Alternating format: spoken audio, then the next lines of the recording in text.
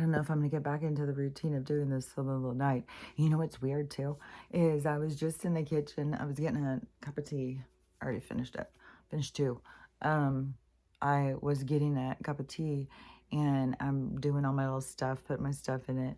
And I'm sitting here thinking about like, my routine.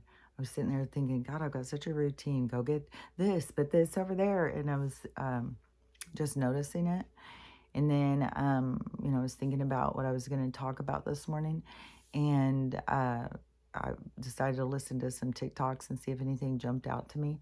And right when I went on, this girl was like, you're in the season of change. All your routines are about to change. I know you're really stuck on your routines. I was like, what? So, but I keep having that kind of stuff happen. That's why I said when you have a conversation going on in your head, and then all of a sudden it moves out of your head and it is being coming at you in a different way. I always pay attention to that. It's always like, oh, okay, I'm listening, because it is those are like communication. That's like when they're giving you something. And so anyways, it was funny because I was kind of like, when I was doing it, I was kind of like, thinking about routine, like for a brain injury person, how it kind of is like, oh, okay. I used to not be able to do that. Like, that's a big step to me, that I can even do things the same every day on some, like, set some routines. I used to be very type A, very routine, like everything. And then when I got my brain injury, everything fell apart. And that's when you're just like, you got to start looking around like, well, what matters? What's really important? And as things fall apart, it's like you have to constantly be shifting gears through. And, it's a huge collapse, just like what everybody's going through. That's why I knew it was coming for everybody else, because they told me.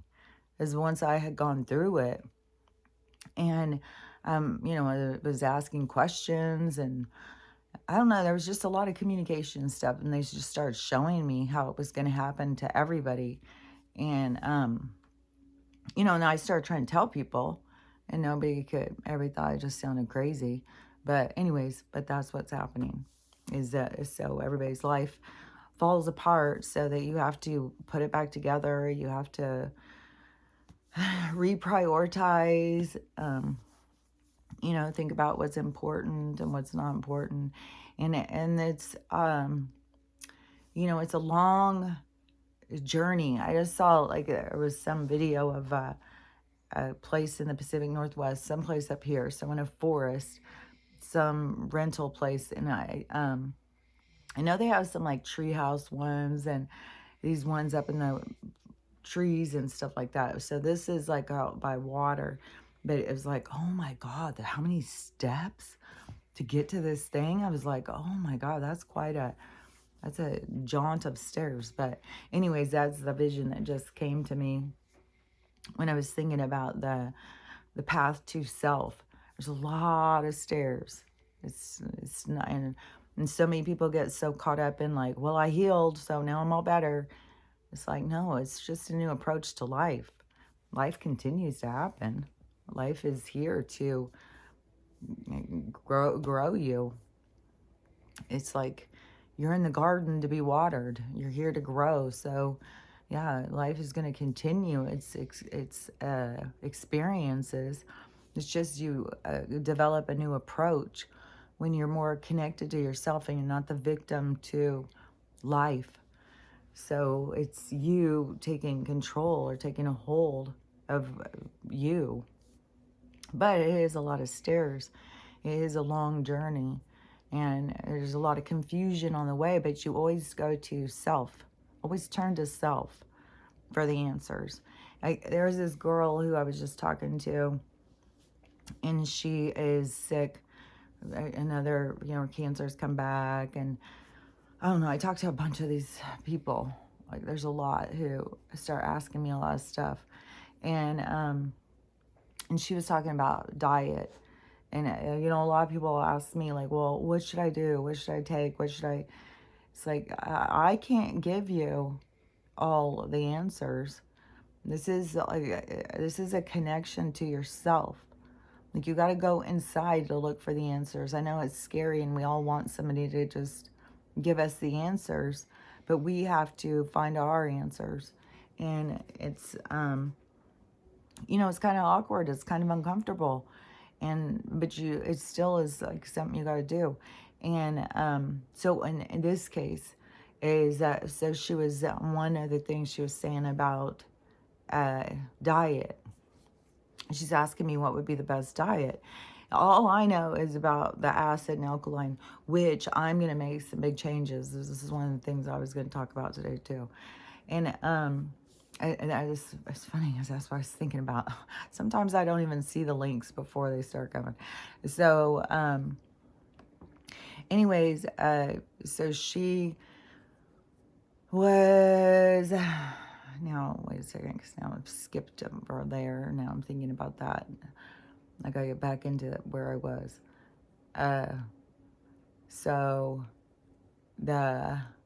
Okay, so she was asking me about, like, if she should do keto. And the only thing, like I said, I know is your acid and alkaline makes a difference. And if you continue to grow cancer, then it's showing your ecosystem is off. It's giving cancer a place to grow. And think about cancer or parasites. So think about like if you had a place in your house, like in my bathroom, where there starts being rot, and how the rot will keep going. And you can't cover up the rot. The rot is just going to keep rotting away. And that is it's like the ecosystem is messed up. So in the rot, it's going to grow all rotten, and it starts smelling mildew and all of that. And so it is like that ecosystem is more set now to grow rot. And so inside of your system, you got to think about, like, what is your ecosystem? Like, what is it growing? And if it has all this, like, so many parasites can grow in there and all that rotten stuff, then, there's too much debris in there for them to live off of. Like, there's a whole ecosystem that you got to change. That's why it's all about this detoxing and parasite cleansing and all that stuff, is to change your ecosystem. But you can't just go back to your same patterns and think it's not going to just go back to the same. It's all about these lifestyle changes. And so when you're going to do it, it's making changes, but don't be hard on yourself because, it's hard to do, or you keep going backwards. You just, chug along at your pace. And so she was asking me, if she should do keto. It's like, fuck, I don't know. Like, you got to listen inside your body. Like, your body will tell you. Like, my body, ever since I was a kid, it's always craved fats. It is fats and sugars. And I, like my parents would eat steak and stuff like that. And like, they would want us to eat meat. I just couldn't handle it. I would chew it and chew it and chew it. It just grossed me out. And I would spit it in my thing and I would get in trouble. I thought meat was so disgusting. But the fat, I would eat that fat all day long. And it's so, hold on. It's like I gotta swallow. Anyways, so the when I had learned too about the Eskimos and stuff, so then I was like, okay, so I've got some sort of DNA where, we had to live off of animal fat. That is something that my body is like, yeah, animal fat, that's how you survive. It's like it's written into your code. And so you got to listen to your code. You can't listen to what other people say. And so I told her, you got to listen to yourself. You got to figure out what works. You got to talk to your body and ask your body what it needs. And I've got to start doing this myself because I've got to make some big changes because my body is having all these problems. I'll explain more. But so I said, I don't know, because like maybe you need a carnivore diet. Maybe your body, like, it's healing cancer again. Maybe it requires like blood and iron from, your source of food, whatever you're consuming. Maybe you need to have that in there. So, you can't listen to other people who say, oh, no, you got to be vegan. You got to do this. No, you got to listen to your body. Your body is going to direct you towards your health. Listening to other people is going to misdirect you. That's the problem we're in. That's listening to doctors. And I've been getting slammed lately over that. Every time that it's like I conquer one thing, and then it's like another thing, and you just learn more and more all the time. And so last week, I think it was, I learned that how important your gallbladder is. And, and they took mine out when I was 20. And I've had stomach issues my whole life. Before I even had it out, I had stomach issues. I have not digested this world easily. That's for sure. And so I had stomach issues always from the time I was a child. I'd be rushed to the ER.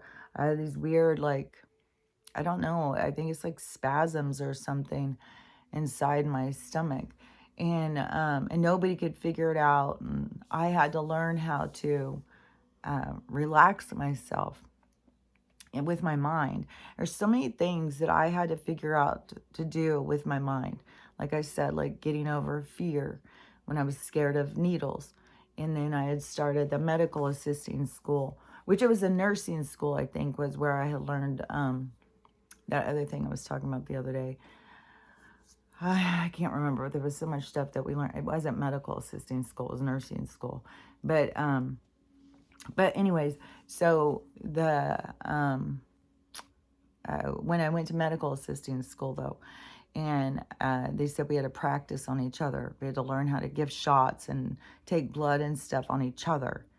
And I almost lost my mind. I was so petrified of needles. And I had through my childhood, I had a horrible problem with needles. And so I would lose my mind. And so I had to figure out how to deal with that with my own mind. But it taught me a lot.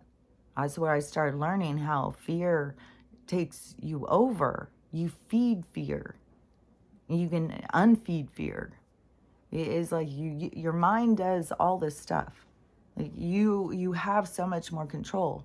People think they have no control, but you have control over things. So much more control than you think. But you got to learn, you got to try. You got to learn your own power. So anyways,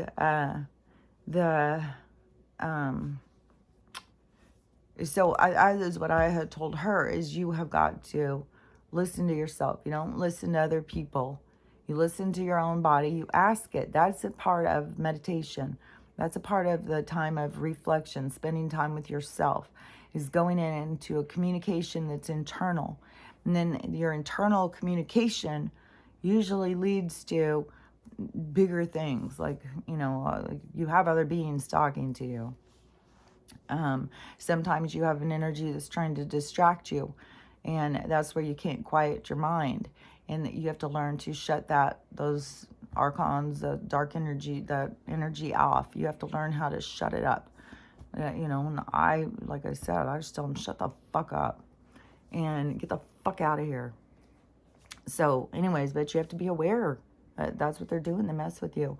And then once you can tune in to the voice you want to hear, it's easier to capture it and start listening.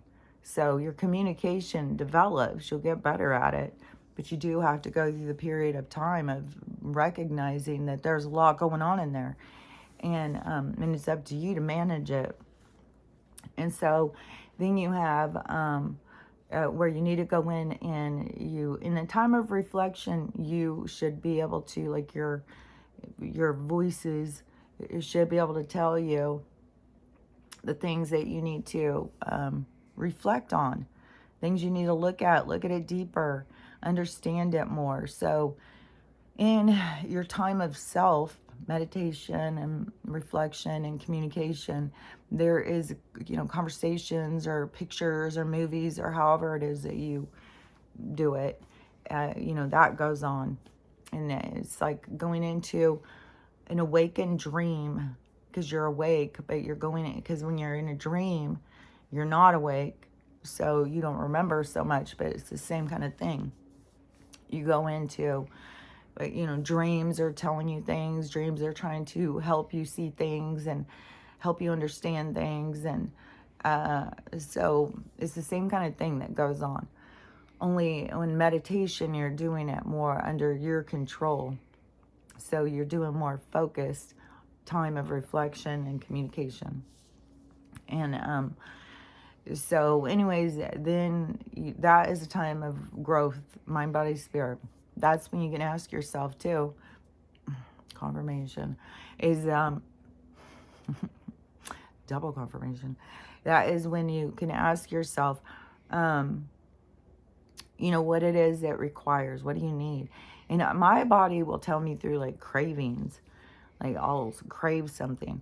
Well, I've got to make adjustments on mine, whatever's going on. I don't know, my stomach, like I've been saying for weeks, it's like something is going on. And then I had seen about the gallbladder thing, and I was like, fuck, man. Something they tell you like, oh, it's no big deal, you don't even need that thing. Every motherfucking thing that was in there, we need it. And they weren't supposed to be cutting and taking parts off of us, but we allowed it. So so that's, our journey. That is our lessons. And, I have a lot of lessons. I was insecure. And yeah, Crystal, it totally, because I was like almost 5'10". And back then, when I went to school, it was, most of the girls were like 5'2" or 5'4". My mom was 5'6", and she was considered to be tall, but my dad was like 6'2" or 6'1" or something. He was tall. And so I was tall, and there wasn't other girls around. My mom had one friend called Sandy Brown, and she was tall. And so she was kind of where I'd always be like, okay, so she's really tall. But she was overall just a bigger person, too. She was just a bigger person. She's probably Viking with giant blood in her or something. And so yeah, she wasn't all like gangly, all like, people just don't know the awkwardness you feel. Like, and your arms are waving out there. You feel like everybody's looking at you, and you're walking like, and then you walk up to everybody, and you always got to lean down. Hey guys, what's happening in here? And it's always like, you're always like this towering kind of, I don't know. It was very awkward, especially in school. And you would always feel like such a freak, such a weirdo. And yeah, and then all of a sudden you go out into the world and you got all these older guys that are all over you, and you're just like, what is happening here? Like, what is going on? I'm such a weirdo. And they play off of that. They play off of their insecurities and your awkwardness. So I'm like, older men have no business messing with young girls. Young girls are just trying to figure out who the fuck they are. And we're coming out of different spaces. Like everybody, like it's not just the tall, gangly girls sitting there being like, feeling like some sort of freak. I mean, there's girls who, they feel like their body's too round, or there's girls that feel like their body's too bottom heavy, or everybody has their own things that they're dealing with. And so we're all going through our own awkwardness of trying to, like our bodies are changing, we're growing, we're turning into something that we don't even recognize, we don't even know. Like when I start growing in height, I mean, I was always tall. I was 5'2" in 7th grade. But then when I went into 8th, then all of a sudden I grew. I was like 5'9" when I started school that year. So it was like this giant growth spurt. So yeah, it's real awkward. You feel like a real weirdo. And so anyways, and then see, too, is like we all have to manage our own bodies. And then when you're trying to manage your own, and they try and tell, and everybody else is telling you, no, you got to do the food pyramid. No, you got to eat this much. No, you got to do that. And it's like, well, wait a minute. My body's telling me that this is not working. My body's telling me like, it's storing fat at this point. And so that is another thing, we'll all have a different amount of fat we're willing to store. Now, you could have a DNA that you came from a period of time where there was a lot of starvation. Maybe having a lot of extra weight on you feels really good and comforting. It feels like, oh, this feels so nice. But maybe you came from a period of time where you had to be able to climb fast and move fast. And so weight feels like a burden. It feels like it's heavy. It feels like, oh my God, how am I going to get out of this? So we all have an internal dialogue. We have an internal need that we got to tap into. That is when you go into your time of communication and reflection to understand yourself, and where you turn off everybody else's voice, where everybody else is coming at you, telling you like what you need to eat, how you need to eat, where you need to go, what you need to do, how much you. It's like everybody's got your idea, like everybody's got what you need. And it's like you need to turn all of them off so you can figure out what your body is saying it needs, because it has its own requirements. It has its own needs. And so you got to go through these shifts. And so with mine now, having this whole thing with this gallbladder thing. And then I start listening to things. I start relating, these different problems. So it's like, okay, so now I have the awareness that my gallbladder has a significant role. And without it, there's a reason why I'm having so many different stomach problems. So it was set up from the fucking start. And so with that, then I just now saw a video talking about the, what is that called? The MRIs, you either get them with or without, it's like I can see it, but the with contrast. Okay, so with my scoliosis, with my back stuff, so I had a bunch of MRIs with contrast, back then. And then my brain injury, oh my God, how many motherfucking MRIs have I had with contrast? And even with my stomach issues, I've had so many motherfucking MRIs with contrast. I can't even tell you. A lot. And so anyways, I just saw a video about that. And I mean, some people just die from it. It's like the same thing. It's like every other one of these things that we've ever had. So I couldn't even believe it when I started seeing people getting all up in their own fucking egos about that. Oh, well, I didn't do that one. Oh, okay, big fucking deal. I just couldn't believe it. Like there were so many people that were so like that, so up their own ass over it. Like they'd outsmarted the government. Like, oh, we got you. I was like, okay. I just saw something where somebody just said, oh, it's only those people. They're the only ones dying. Okay, so all these car wrecks, all these fires. I guess every single one of these people saw that. Okay, gotcha. It's like, what in the fucking hell with these people? It's just like, there's people dying because we're at a time of change. This is a time of change. Every death has a certain play out. There's a certain role. They're all roles. Everything is little stories playing out. Everybody's got their own storyline. Everybody's got their own stories, and all stories are playing out. A lot of stories have to do with loss. There's a lot of loss that is going on at this time. There's a lot of change. We're in a time of transition. Like I've said before, there's souls that are not going to go forward. There's souls that are playing roles to help other people move forward. Like there's a lot of shit going on. You can't just sit here and think like, like these people that think like they know every single fucking thing. No, there's a fucking shit ton of shit playing out. And there is a ton of loss. There's a ton of death that's going to occur. And it doesn't just have to do with that. The ones that has to do with that, it has to do with that. That's what they're there to learn, to grow. Like those lessons that they're having have to do with that. If it has to do with submission, if it has to do with something they did in a past life, it has to, there's so many variables. It's hugely vast what is happening. And so, just on my own, like all these different medical things, like I can't even fucking, I mean, to me, sometimes it is like, Jesus Christ, I was a fucking pyramid built on fucking scheme. Like, I can't believe how many fucking medical things that I've had to deal with my whole motherfucking life. It's just like, what in the holy hell? And so, yeah, that is a part of my story, a part of my journey. And it's like, as soon as I do with one, and then there's like two more popping up, it's like, okay, so now I have this forever fucking chemical. I guess that's just snuggled up with the fucking formaldehyde, the sweet and low that I endured or engulfed myself in for fucking decades, I think. And so now this forever fucking chemical, heavy metal, is in there, and it fucking fucks with your kidneys and all sorts of shit.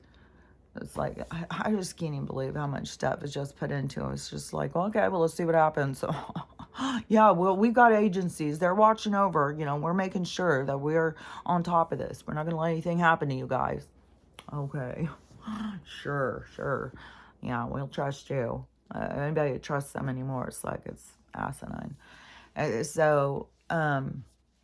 And all these conversations that I have to keep having with people and stuff, it's like it drives certain things home to me. And then I just saw a video also this morning with saying about the acidic and the alkaline, and how important it is to know your thing, and then to go up from there, to go more alkaline, not go more acidic. And most of my diet is super acidic, and I don't have this gallbladder.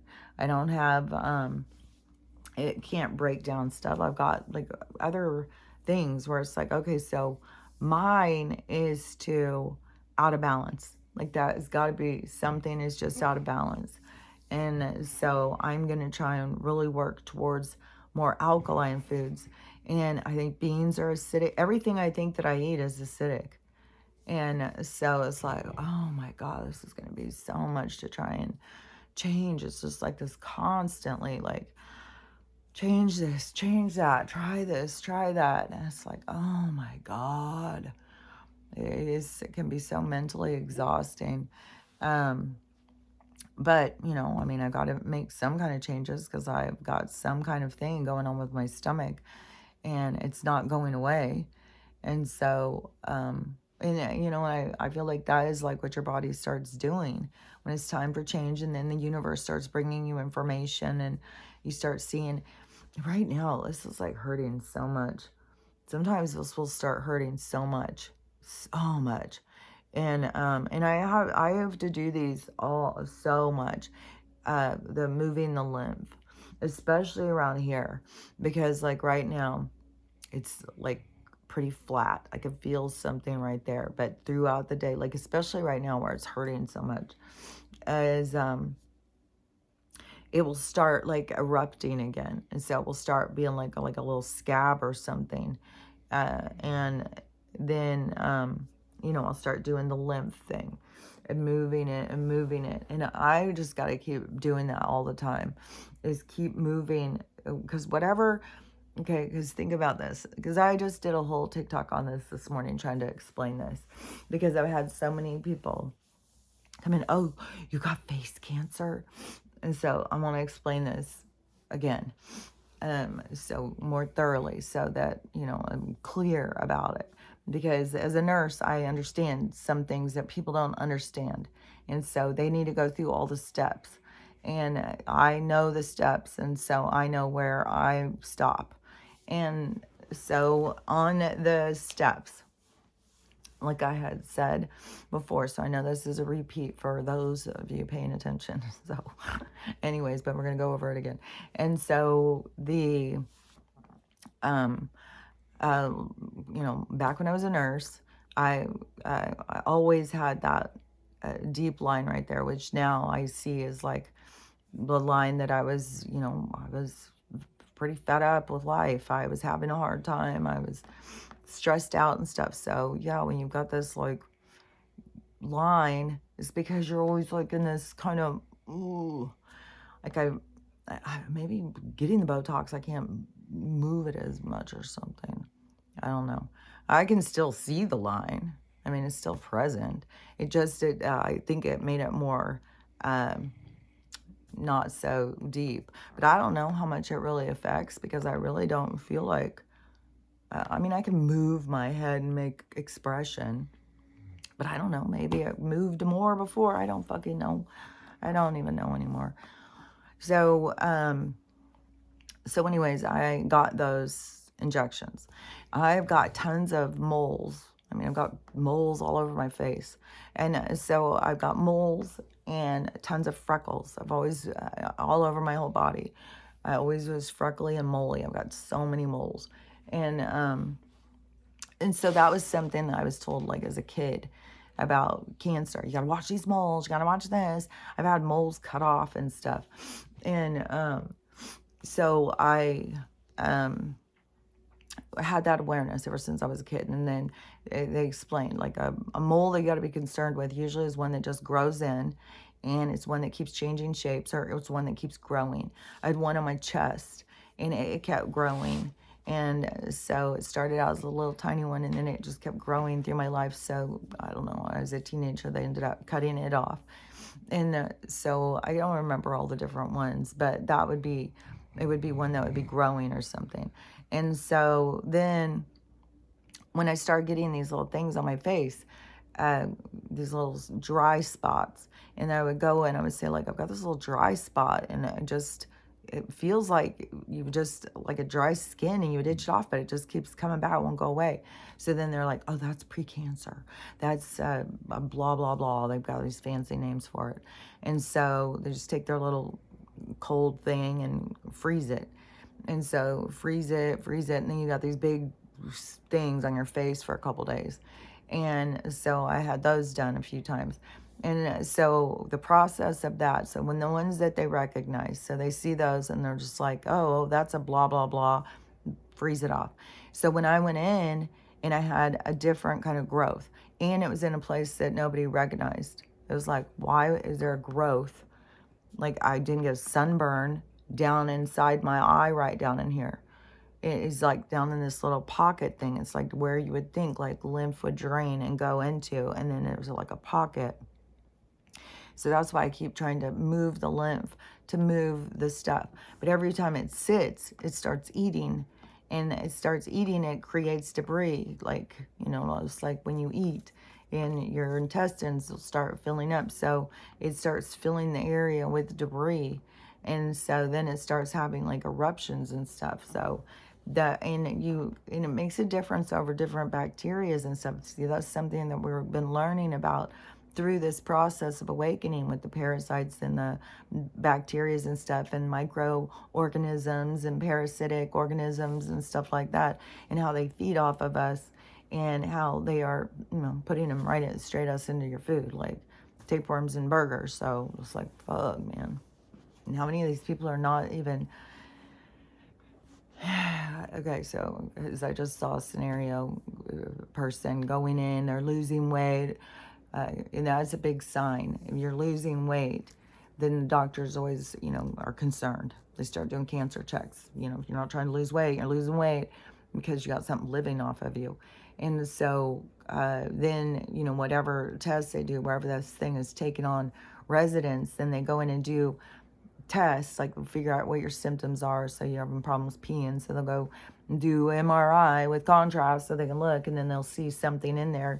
And then like my lungs were full of these things years and years ago. Like I said, that was like a very traumatic call that I had gotten, because they were checking my stomach.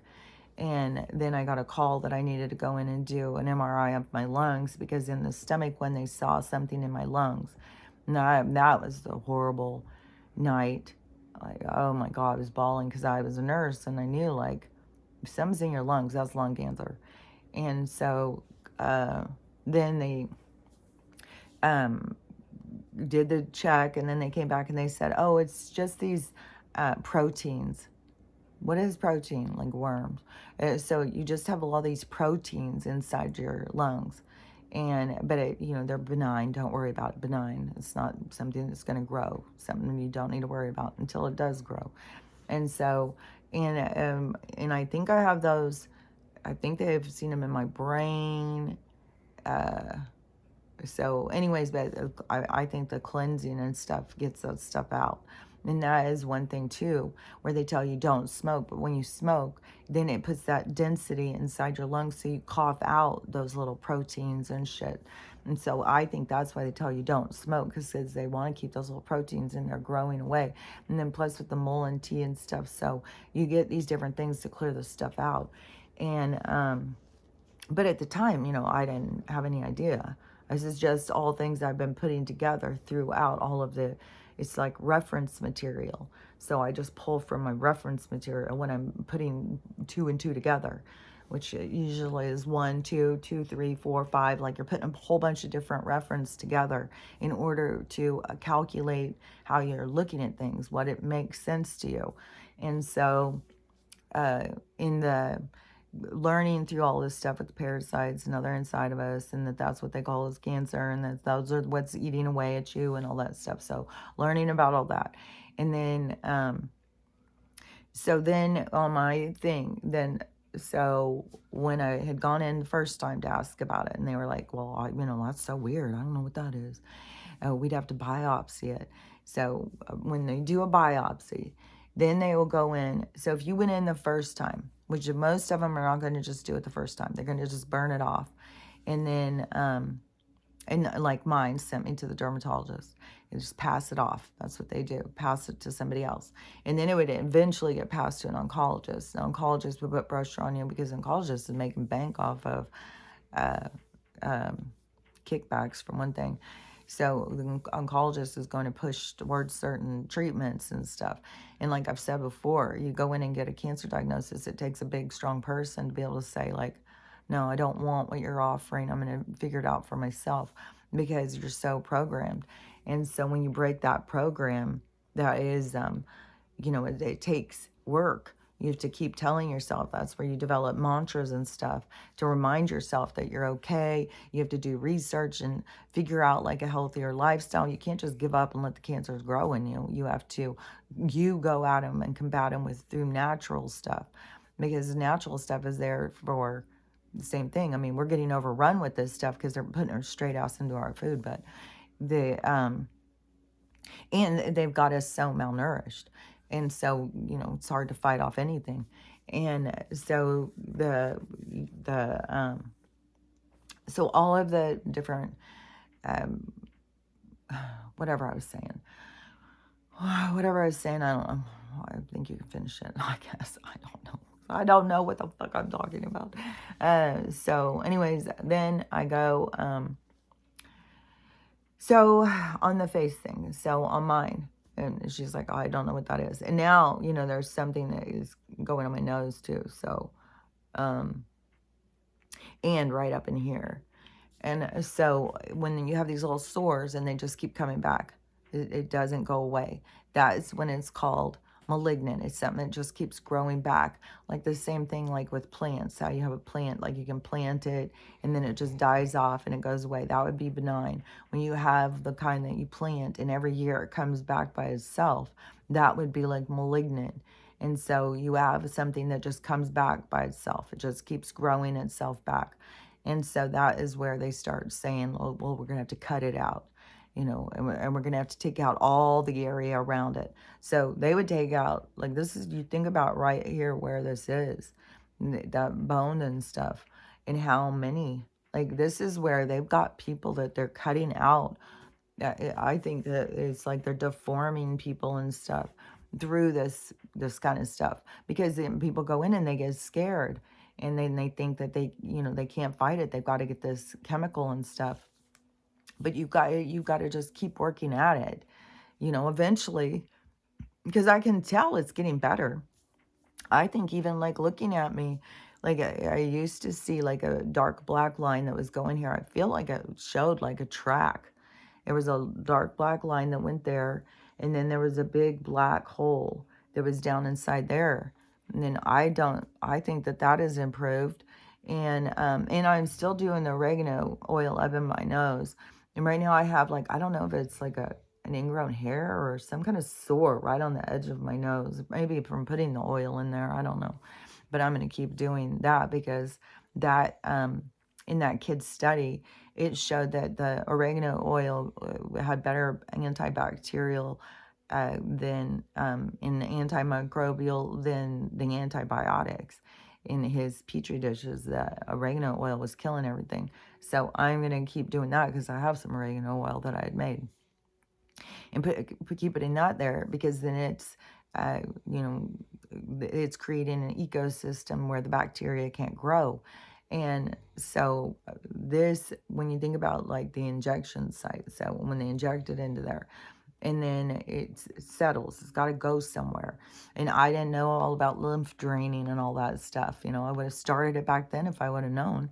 And so but now doing it, but it's already caused decay and stuff. And so when I went into the first one, and then she's like sent me over to the dermatologist. If it grows back, well, it grew right back. And so so I already knew something was up. I just didn't know what it was. I didn't at all put it together with Botox. I didn't think about that at all. I was just thinking, you know, I had so many problems with my eye, and you know, I just didn't know what it was. I just knew there was some weird kind of growth that just kept coming back, and that wasn't good. And so then when I went to the dermatologist, and she did the same thing, you know, I don't know what that is. Okay, so I've gone in and had all these different things that they looked at and immediately. Oh, that's a blah blah. Several doctors. Like, this wasn't my first go around. I'm getting shit burned off my face for years. And so then, and I, you know, and I didn't wear sunblock, and that's what, oh, well, you gotta wear your sunblock. Well, I don't believe in that.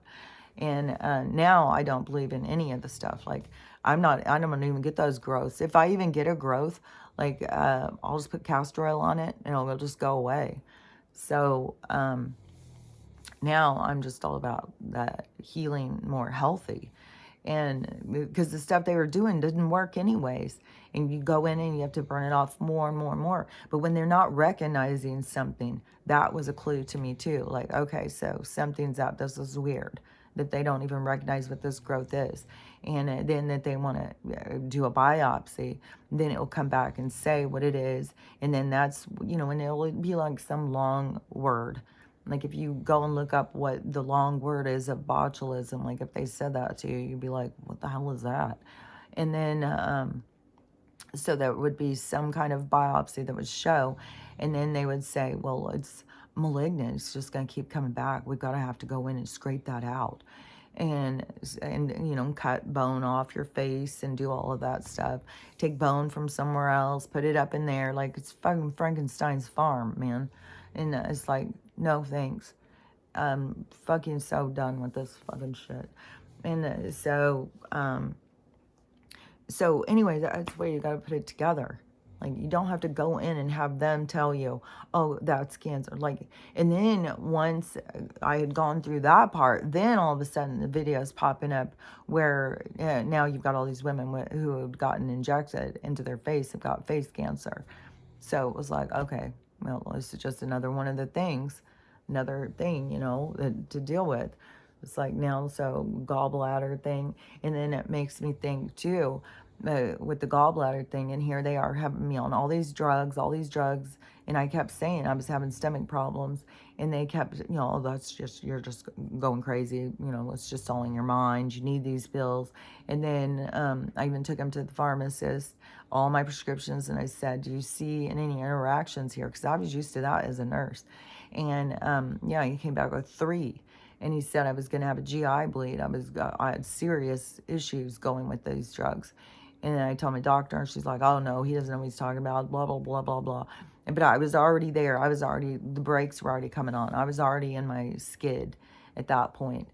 And I was already looking at her like, I don't trust you. And, but I was kind of like, I mean, this is way sooner in my brain injury. It was way harder. Like, I was in a huge amount of struggle at this time. And because everything was falling apart in my life. It was supposed to fall apart. I was supposed to always let go of that and move into this. It was never supposed to stay that way. They would have fucking killed me off, man, if I would have stayed that way. And, or I would have died off from the story, because there was no, you know, that would have been my storyline. I was supposed to die from all of the treatments and go to the thing and go through my life review and see and understand my choices and how I got there. But, you know, instead I'm going through this like talk about my choices and help other people to get a better reference so that they can make better choices for themselves. So, share my mistakes and so it can benefit other people. And so definitely I wouldn't like get any injections into my face at this point. Like, yeah, stuff doesn't just go away, even though we're not just flesh and blood. There's lessons. Everything, like I was saying, it's like energy is caught up. There's like an energy of insecurity, an energy of not facing your anger. There's different energies, and those are blockages. And that's why it's so important about the mind, body, spirit, about you tuning into yourself, about you really facing yourself, because it has to do with the whole thing with the healing. You can't just heal one part of you. And that's what gets me on all these people who come on and they just like think like just get a copper cup and that they're just going to age reverse. It's like there is more to it than just getting a copper cup. Like you have to me, you have to be willing to change your lifestyle. You have to be willing to go with the flow, because like I thought I'd made a lot of these lifestyle changes, and now I'm going to have to change more and try and figure out more with the alkaline and just direct myself towards alkaline. But to me, I'm trying to step down off. Like I'm way more into like the brethren thing, just because of all the issues I've had with my stomach for so fucking long. It's like, this is just like bugging shit, man. And so, yeah, I would rather just be able to not have to put my system through it. Just freaking live off of air and energy. Like, that's where I want to get to. And I feel like that's what my body's been telling me. My body is constantly like in rejection of the food. And it's being so much like right now. It's so crazy. And so yeah, something's going on, because I was having like no problems at all with my stomach, and then all of a sudden it just came out of nowhere, and it was just like the stomach flu just won't go away. Trying something different, trying to do a cleanse, trying to do this, trying to do that, and it's just weird. Like I don't know, it's like doing something. So I swear, you gotta pay attention and start trying to figure it out. But the things that keep popping up to me is about this, your alkaline and your acidic situation. And then I know now, I'm fighting against some certain things. Like I probably was, more prone towards the colitis because of the no gallbladder. But why didn't my doctor look at that? Why didn't my doctor care about that? My doctor's just, calculating how many prescription kickbacks, like that they're just thinking about themselves. And they're all literally corporate employees at this point. They're not like our doctors that we could trust and stuff. Somebody that was there, really there trying to help us with our health. These people are there is just money makers for a system. And, that's why we're going to watch it all fall apart. We're going to watch, greed, and people are going to have to face themselves through this. There's no more hiding it. There's people who are going to have to face their greedy sides, their willingness to, they're disconnected from other people in their own priorities. So this is going to be like a lot of darkness that people are going to have to face in themselves. And everything in this universe is going to be pushing you to face it. Everything is just going to keep coming up and getting you to focus on you. And this is going to be what, creates all the change. This is what creates everything to become different, is because we all start, well, the people who are supposed to do it. Like you can't sit there and say, well, everybody has to do it. That's the only way, no. The people who are supposed to do it will do it. That's the way it works. Like, we came here for certain things. And so if you came for Ascension, or you came for Age of Aquarius, or any of that stuff, then that's what you will go through. If you didn't come from that, if you just came for the lessons, or to be a catalyst for somebody, or whatever, everybody has their own things that they're doing here. We all get caught up thinking it's like this big enmeshment of things, but no, it's literal different realities playing out all around us. And all the realities are associated to a long stream of events throughout different ages and times. And so it is this long, each soul has its own thread it's weaving. You know, you're weaving this thread throughout all of your lives, throughout all of your different experiences and all the different souls you entangle with. And so you are is in this constant state of creation. But see, for some reason that we get into this place of trying to understand ourselves, and we start thinking like everything has something to do with us. And it's not. They're all separate occurrences. Everybody is in a separate occurrence. The thing is, of the evolution, is for you to begin to have compassion and empathy, to draw from old parts of yourself, old lives and stuff, and understand the compassion that you have when people are going through issues or learning or growing, because that is what's going on. It's like we're all in this learning school game thing. And but then you get people who, it is like weird, because it's like even when we start school, it's like it very much represents how the micro macro, uh, but you know, because you have all these people who become so judgmental.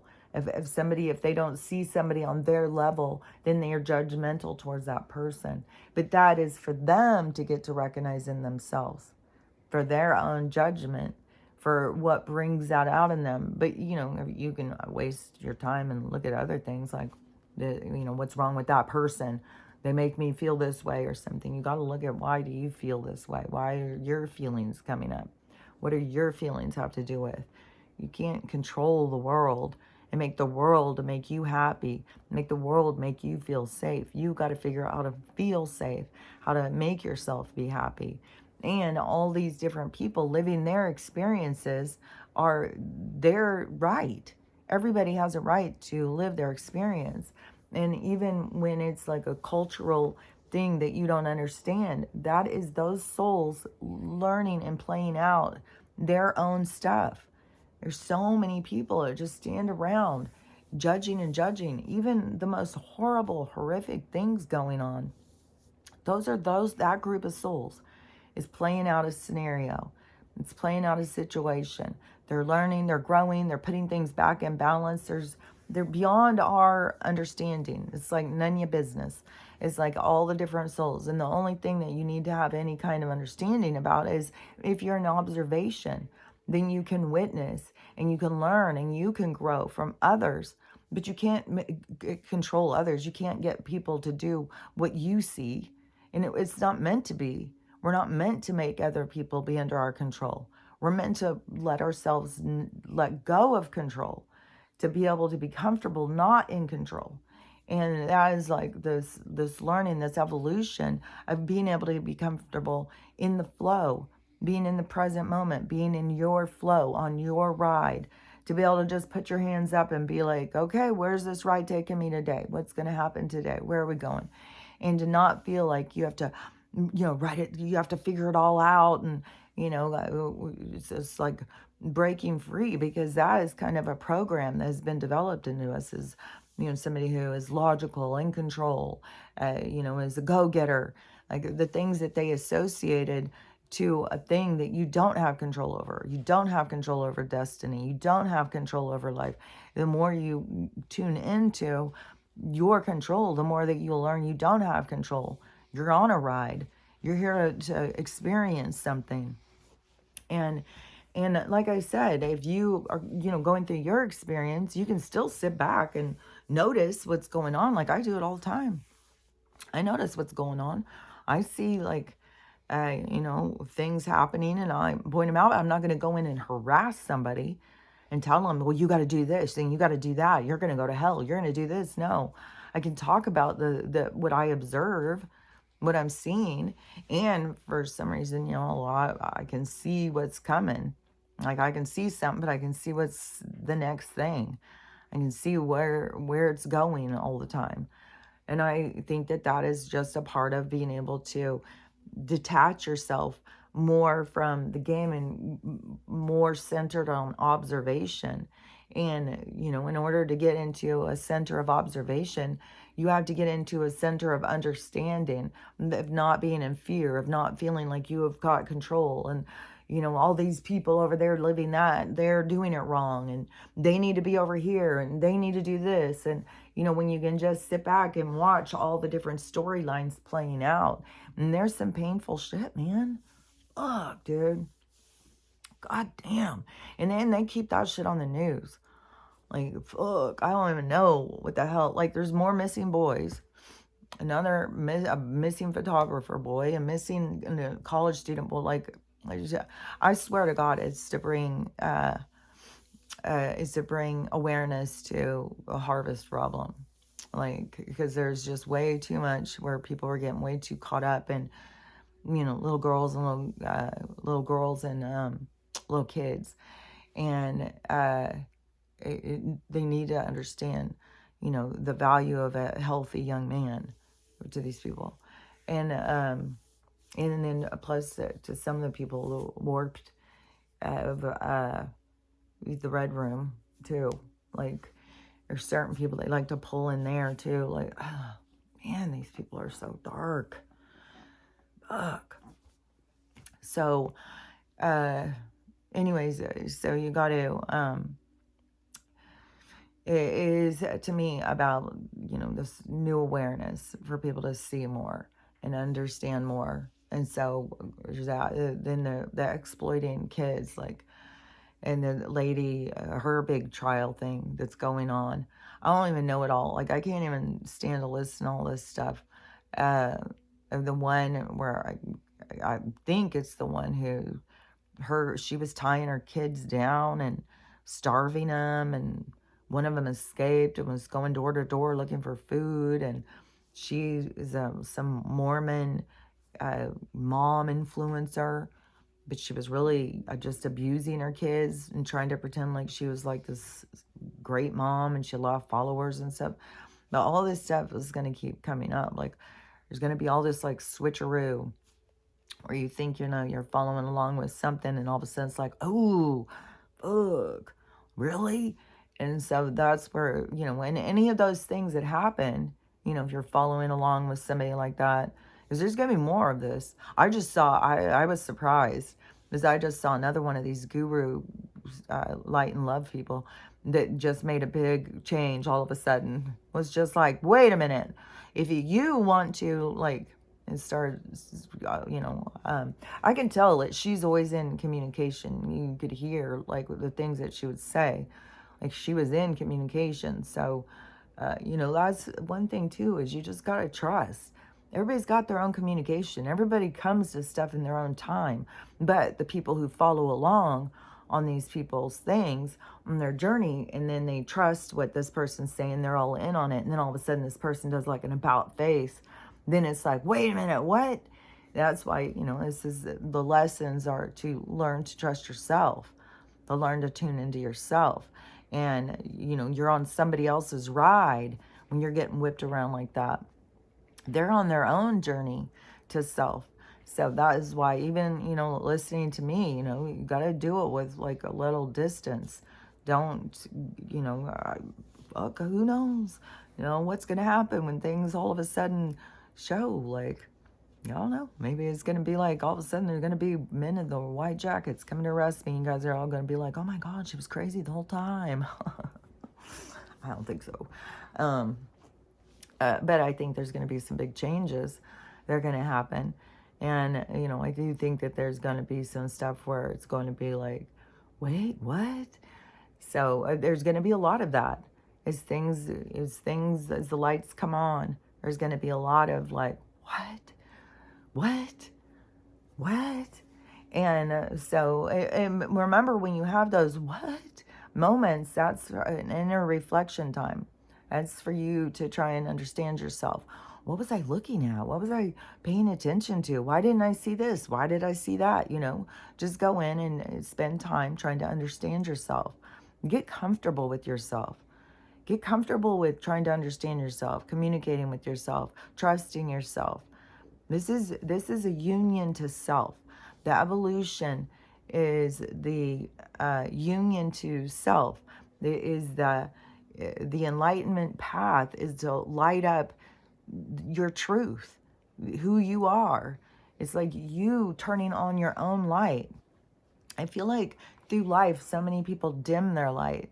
They try and turn it down, like, I don't want to be seen. Somebody's going to say something's going to hurt my feelings. Somebody's going to, and then there was a movement where everybody was like, where we had like these huge obese people, dancing and shaking their fat to try and claim, love for themselves and stuff.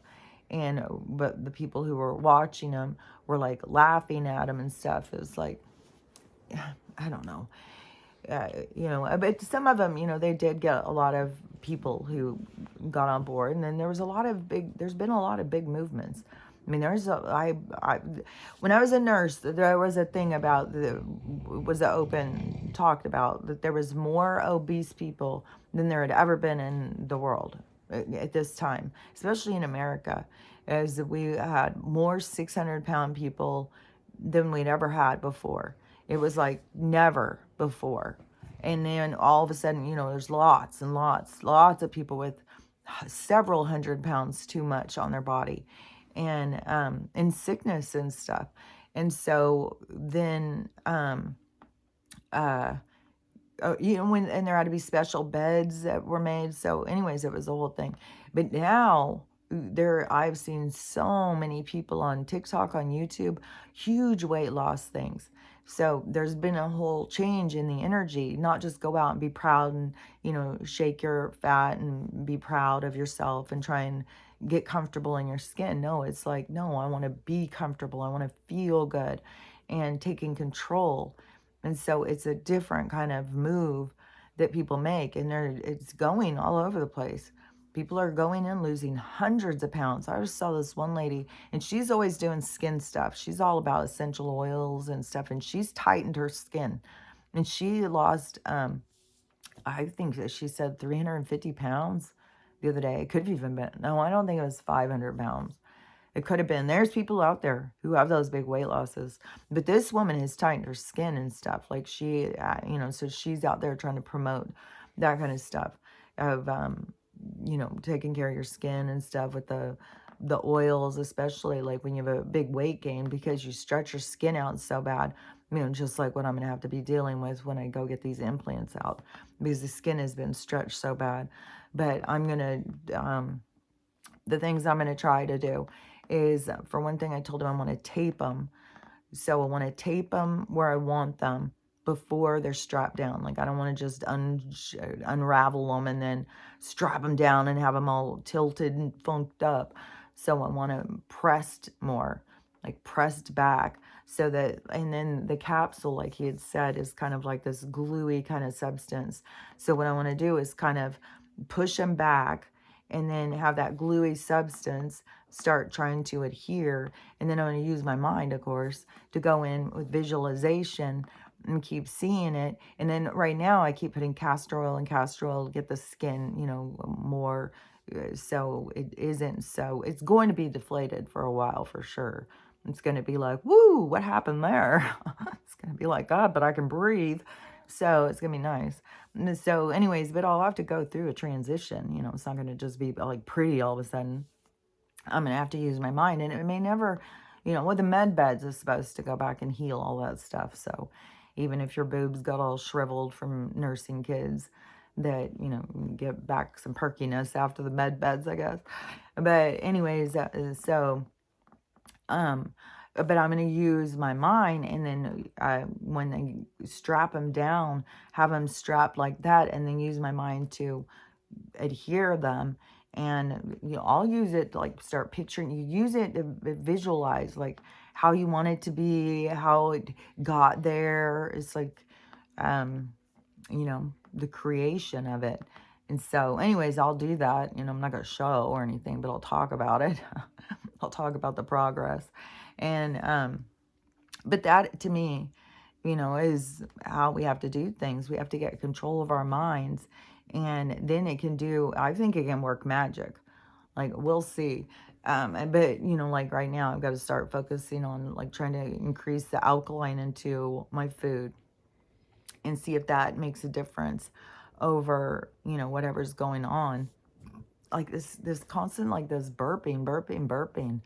And it is like uh, painful too. It's like super, super tight. It's like there'd be like gas building up in there because it's like too acidic of an environment or something. So I don't know.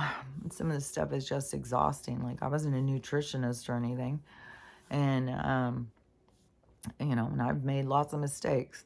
Lots and lots of mistakes throughout this life cycle and dependency on medical and trust.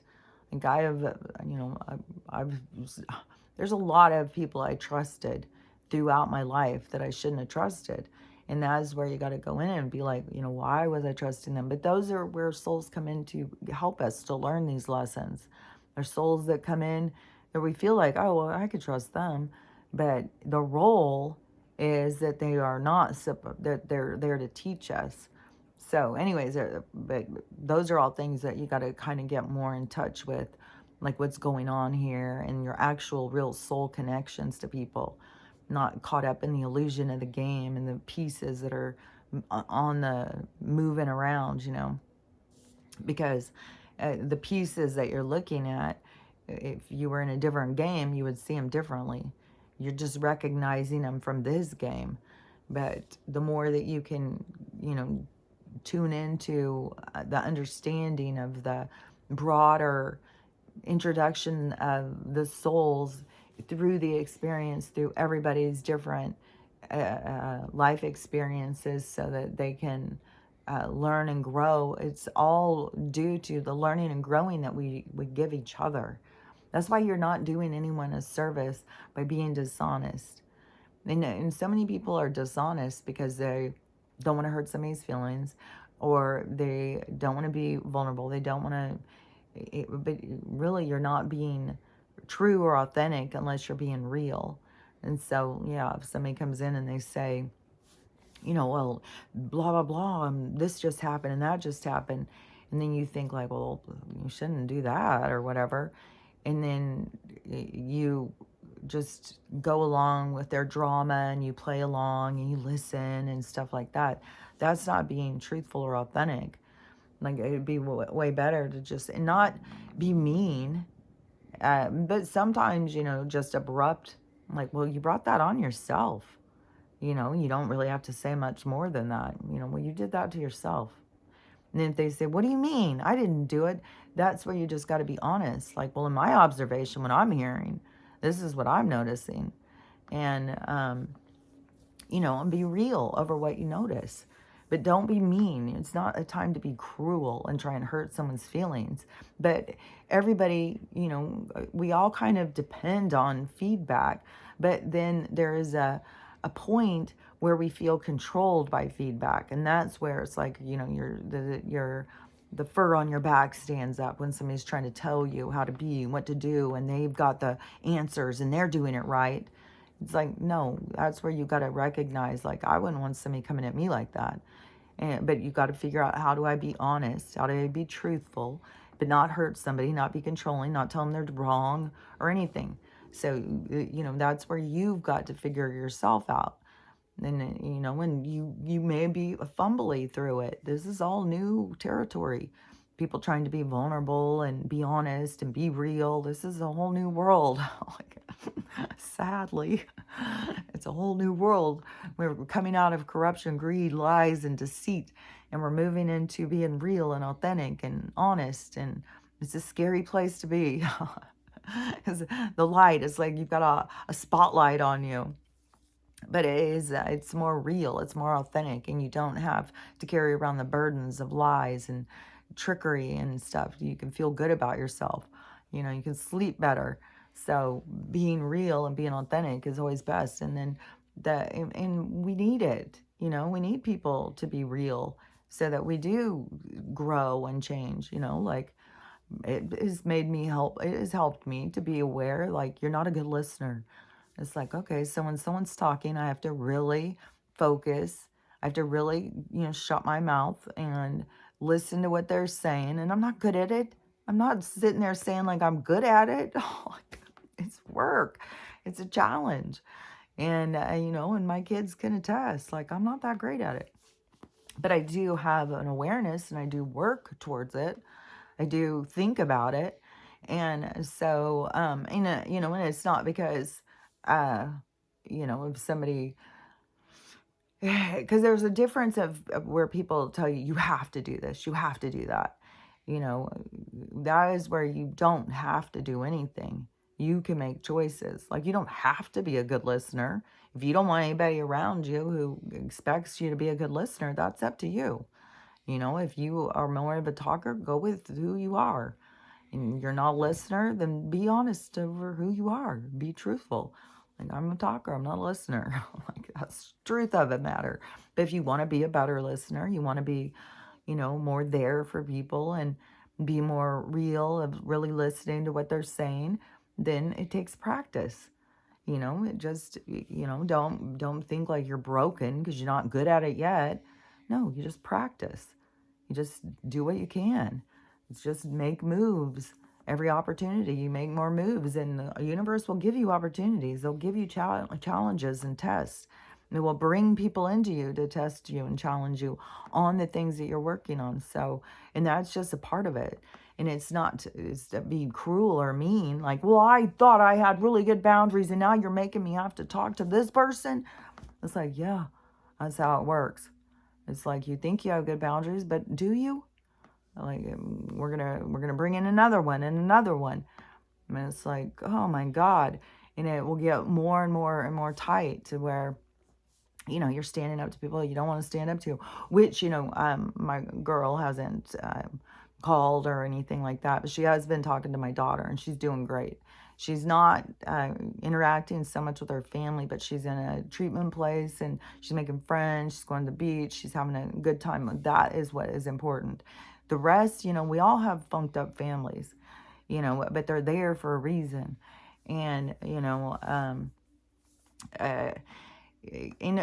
you've been disconnected from your family for your whole life, then it is, you can't have a lot of expectation. You can be thinking like it's going to go better than it's going to go.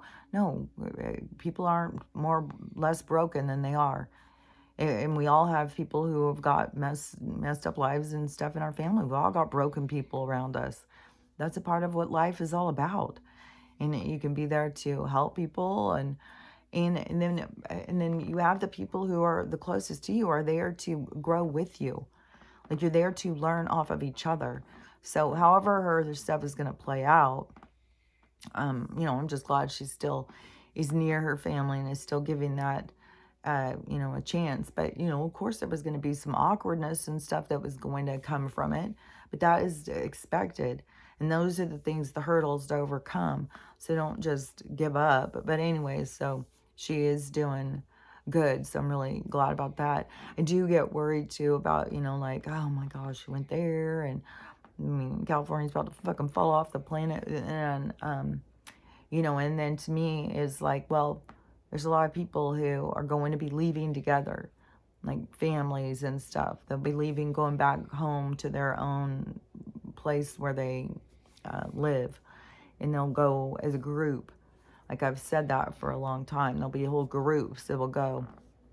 And so, it makes sense to me for her to be closer to her family, because that is her, your souls are connected.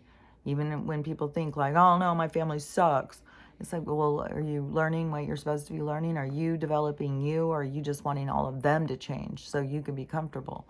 Because that's a part of the growth, is you allowing them to be them and you figuring you out. And so in these people who come into our lives that close, it's for those specific lessons. Like, the universe is fucking magical. He knows how to set shit up. And so the people who are in there are there to push you in certain directions. And it's all a mastermind. There is no accidents. There's no like, maybe. There's no like, well, I'm here by accident. No. This is all set. You just don't remember. But this is the time of remembering. This is the time of witnessing yourself, seeing yourself, the time of mirrors, the time of evolution, the time of change, the time of transition. So this is what all this time is about. So to me, important things are, detach from everybody else's storylines. Everybody's got their own storylines. And they push so hard because they know how much, we get traumatized. Like they have got all these, killers out on the streets. They're breaking into people's houses and they're killing people and holding people hostage and all this stuff. And then we all start being like, oh my God, it's going to happen to me. It's going to happen to me. And we get all scared. But really, it's going to happen to the people it's supposed to happen to, because that's their storyline. But the news, they're going to try and capture all of our imagination. They're going to try and get us all to be living in fear and scared, because that is what they're paid to do. They're paid by the people who live off of our fear. They, enjoy us all cranked up on cortisol. So they want us to be all like nervous and scared, and because they make money off of us, even off of their appointments, even off of running us through their circus of go get a test here, go get a test there, go try this, go take that. It's fucking just a circus for their entertainment. And we run around like the little fucking monkeys that we are, jumping around. Oh, what could I do? What could I do? Help me, help me, help me. It's like, no, it's time to stop being that little monkey. It's time to stand up and be like a fucking gorilla. I'm a motherfucking silverback, bitch. You want to come at me? Hell no. And, and know that nature is on our side, that we can heal ourselves, and to trust that, to don't trust them, because the things that they're going to put you on is going to make you sicker. Like, you don't realize that you overcoming what they're giving you is you saving yourself. You think they're saving you, but no, it's you saving yourself. So cut them out and just start working on saving yourself, because that's the only way forward. I mean, these motherfuckers are just going to keep on trying to kill you the whole motherfucking time. So you got to remember to love yourself and to love everyone, and have a loving day, and I'll talk to you later.